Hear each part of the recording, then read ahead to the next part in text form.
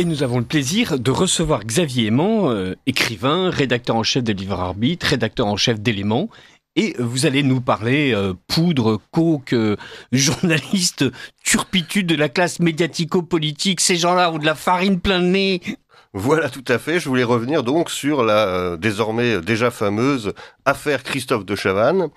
Alors pour les auditeurs de Radio Courtoisie qui ne le sauraient pas, jeudi 20 février, l'animateur Christophe de Chavannes a comparu devant le tribunal correctionnel de Moulins pour conduite sous l'empire de stupéfiants, en récidive, à Toulon-sur-Allier, dans l'Allier donc.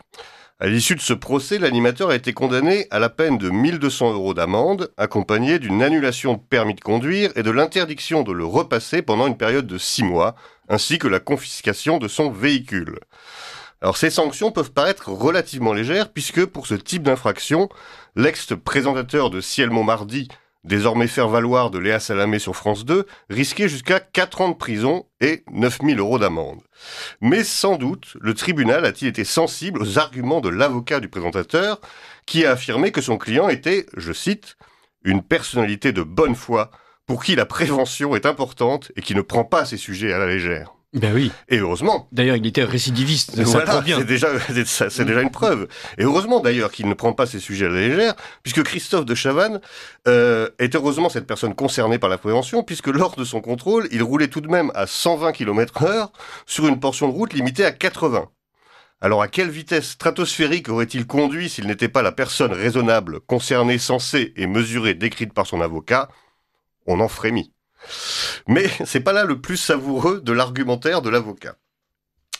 Le plus savoureux, c'est dans le choix d'une défense aussi originale qu'audacieuse, consistant à plaider la consommation passive de cocaïne. Et oui. Alors qu'est-ce que c'est donc que la consommation passive de cocaïne? Alors on vous explique. Selon maître Dylan Slama, donc l'avocat de Christophe de Chavannes, son client aurait, le soir des faits, passé la nuit et eu des échanges buccaux avec une femme qui aurait probablement consommé de la cocaïne et qui lui aurait donc accidentellement transmis des résidus de cette fameuse cocaïne. Incroyable. Ah oui, fallait l'oser celle-là quand même. Hein. Ça, j'avoue que c'est assez impressionnant. Même le pauvre Richard Virenque, le cycliste dopé à l'insu de son plein gré, n'aurait sans doute pas tenté une pareille pirouette. Alors avocat est vraiment un métier merveilleux, où la décence et le sens du ridicule n'ont définitivement pas leur place. Vous me permettrez de vous interrompre, Xavier. Vous vous souvenez de ce sénateur français qui a expliqué qu'il avait demandé de l'aspirine à l'un de ses assistants, que l'autre lui avait malencontreusement refilé une drogue de GHB. Oui, alors je me souviens pas du nom de son nom. Qu'il avait mis dans une coupe de champagne qui traînait par là. Le lendemain, il servait du champagne parce que, enfin voilà, après tout, son aspirine finalement, il ne l'avait pas bu. Et les avocats vont sur les plateaux télé expliquer. Quand il y a de la gêne, il n'y a pas de plaisir, comme voilà. On dit. Mais je me souviens en effet aussi alors c'est peut-être le même, ou c'est une affaire assez proche, où la personne était accusée d'avoir drogué une jeune femme qui venait chez lui, et lui disait non, c'est pas du tout ça. En fait, c'est que je voulais prendre un antidépresseur la veille parce que mon chat était mort. Mais en fait, j'ai oublié l'antidépresseur dans le verre sans l'avoir pris. Et le lendemain, j'ai confondu les verres. C'est ça.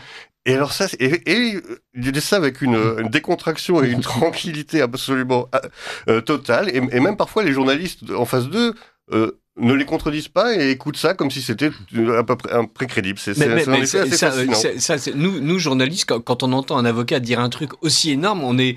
C'est un peu comme un amateur de Saint-Honoré qui goûte un truc absolument délicieux. Voilà, il va pas tout de suite féliciter le boulanger, quoi.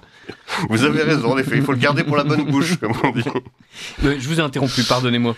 Oui, alors évidemment, on a tendance, et on pourrait bien sûr se contenter de rire de cette pathétique pantalonnade, mais elle est malheureusement également révélatrice de l'extrême banalisation de la consommation de la drogue dans notre société, dans toutes ses composantes, et à commencer par celle de ces pseudo-élites médiatico-artistiques.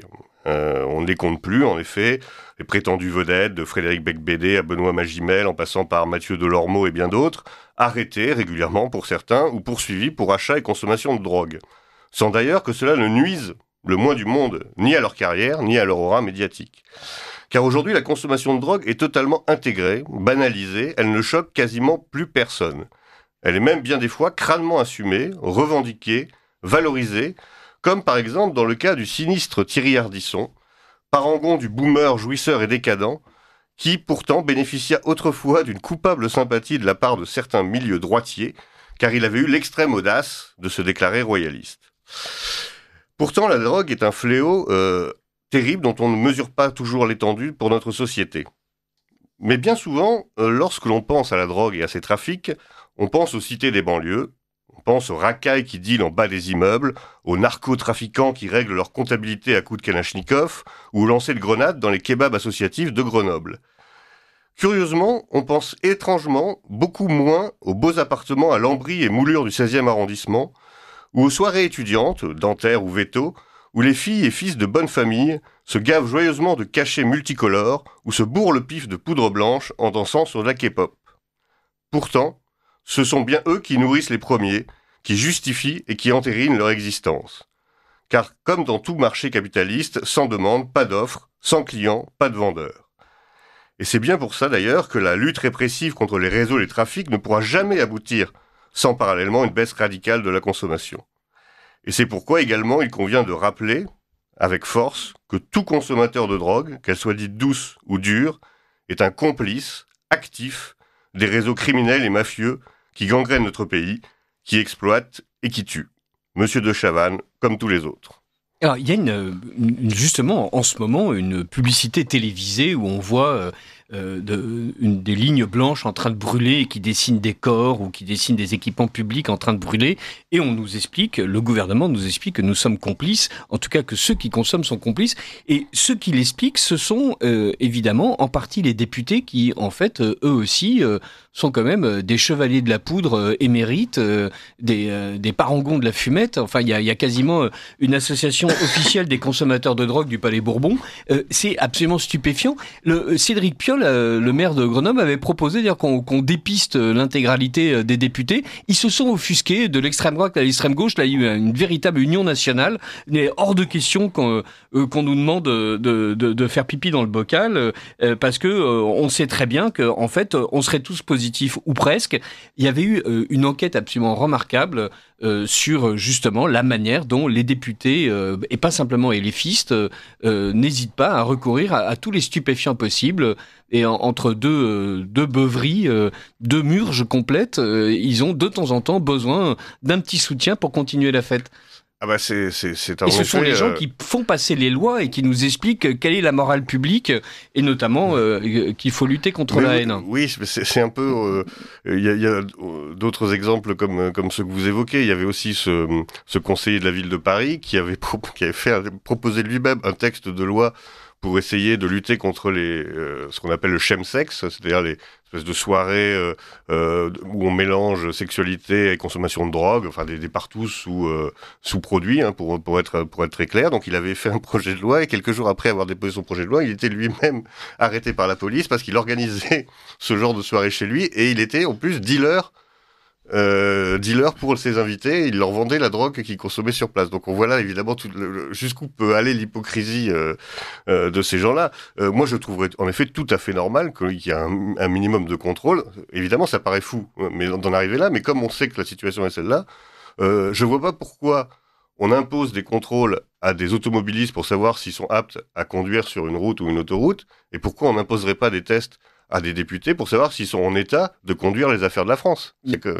ça me paraîtrait plutôt normal. Et puis en plus, ça donnerait un sentiment d'égalité.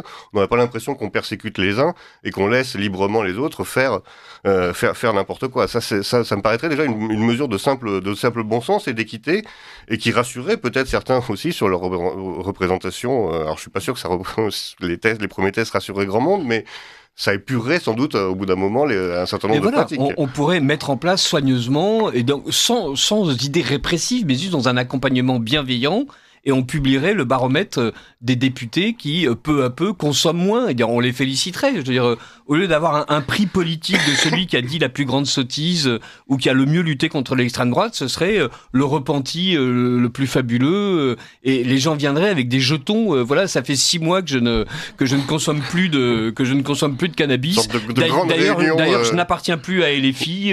Voilà 1 an que je ne suis plus cocaïné. D'ailleurs, je ne suis plus macroniste. Enfin, ce serait absolument épatant.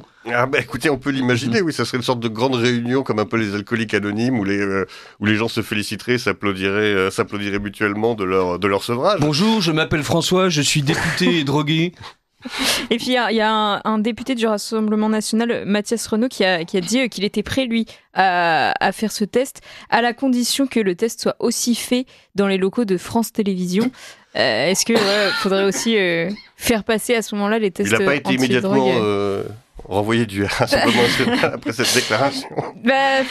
En tout cas, Sébastien Chenu, lui, était complètement outré de cette idée d'Élise Lucet de faire passer des tests aux députés. Il a dit qu'Élise Lucet aille se faire voir. Pour qui se prend-elle ? Juge, médecin, flic, curé. Mais oui. Des réactions différentes. Oui, alors évidemment, mais c'est un peu une posture facile pour botter en touche, je trouve quand même, hein, parce que on voit bien que dans les problèmes de drogue actuels, au-delà en effet de l'aspect on peut dire un peu drôlatique que l'on évoque ce matin, il y a un besoin d'exemplarité.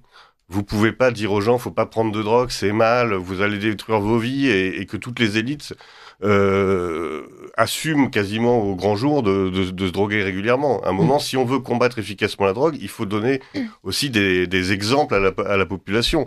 Donc, il faut nettoyer un petit peu les écuries d'Augias, quoi. Voilà. Elles assument de se droguer, elles assument de boire comme des trous, elles assument d'avoir des traitements somptueux pour un travail médiocre. Elles assument d'avoir des avantages fiscaux, elles assument d'avoir des retraites délirantes par rapport à la durée de cotisation. C'est ahurissant de voir à quel point les élites, en fait, se considèrent comme étant complètement exorbitantes du droit commun et comme étant, au sens exact de la chose, comme une aristocratie qui n'a pas à subir les règles du commun. Et oui, bien sûr, c'est assez hallucinant. Ces représentants du peuple. Et pendant ce temps-là, surtout, on continue à apprendre aux élèves à l'école que les privilèges ont été abolis dans la fameuse nuit du 4 août. On voit bien qu'en effet, qu'il n'y a plus aucun privilège dans notre société. C'est vrai que cette casse, elle devient de plus en plus parasitaire, d'autant plus qu'elle est de plus en plus inefficace. Parce que je pense que les gens sont prêts à tolérer une forme entre guillemets, de décadence, peut-être même de corruption, si au moins les gens remplissent bien leurs tâches et sont efficaces pour le bien commun et pour l'intérêt général. Or, c'est plus du tout le cas. Ils sont décadents, ils sont drogués et en plus, ils sont mauvais. Donc ça commence à faire beaucoup pour le commun des mortels à supporter tous les jours. En plus, ils sont arrogants, ils sont méprisants, ils donnent un spectacle tout à fait navrant. Les prises de parole à l'Assemblée nationale, ça devient vraiment du niveau de la cour de récréation. C'est pathétique. Donc en effet, on voit plus trop sur quoi se base leur légitimité. Hein. Et encore une fois, parallèlement à ça, on lance en effet des campagnes comme des campagnes dont vous avez parlé télévisées pour de prévention contre la drogue, etc. Mais ça ne peut pas fonctionner. Ça ne peut pas fonctionner si ça n'a pas une résonance réelle auprès des élites qui sont censées appliquer la loi, faire appliquer la loi. Si la loi ne s'applique pas déjà à ceux qui la votent, forcément, les gens de la rue, ils vont pas l'appliquer eux-mêmes.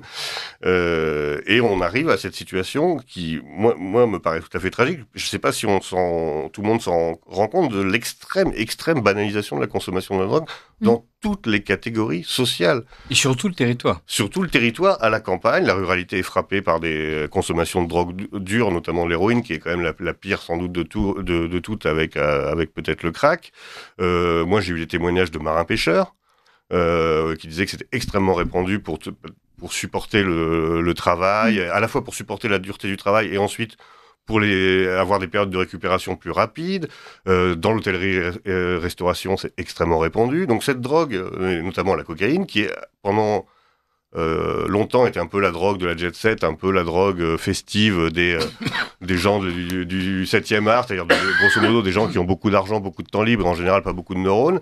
En fait, elle s'est répandue à l'ensemble de la société et elle est devenue vraiment, vraiment banale.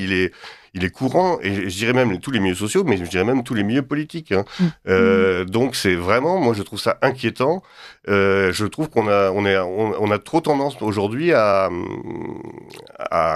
banaliser et surtout à déculpabiliser les consommateurs. Moi je pense qu'il faut au contraire taper autant sur les consommateurs que sur les trafiquants et les dealers, parce qu'ils sont autant responsables de la situation, et que tant qu'il y aura 4,5 milliards de bénéfices à faire sur la drogue, il y aura des trafiquants de drogue. On aura beau envoyer le raid faire des descentes à Marseille toutes les semaines. Tant qu'il y aura autant d'argent à faire, il y aura des trafiquants de drogue. Donc il faut aussi s'attaquer au problème de la consommation et faire en sorte que cette consommation devenue exponentielle baisse. Voilà. Évidemment, comme on dit, pas de fumée sans feu, mais est-ce que vous avez des idées sur les origines de cette surconsommation des élites, puisque c'est vrai qu'on dit souvent que la consommation de cocaïne, en l'occurrence, est faite, entre guillemets, pour tenir le rythme, etc. C'est ce qu'on peut comprendre, entre guillemets, si on le dit vite, dans le milieu de la restauration, mais dans le milieu des politiques, j'ai du mal à voir où est-ce que les politiques ont besoin de tenir le rythme quand on sait que ces gens, finalement, ne font même pas leur devoir comme il faut. Enfin, je veux dire, à part brasser de l'air, honnêtement, à l'Assemblée nationale, aujourd'hui, il n'y a pas... Eux vous diront pas ça, eux vous diront que les heures passées à l'Assemblée nationale sont des marathons, et donc il faut tenir, etc.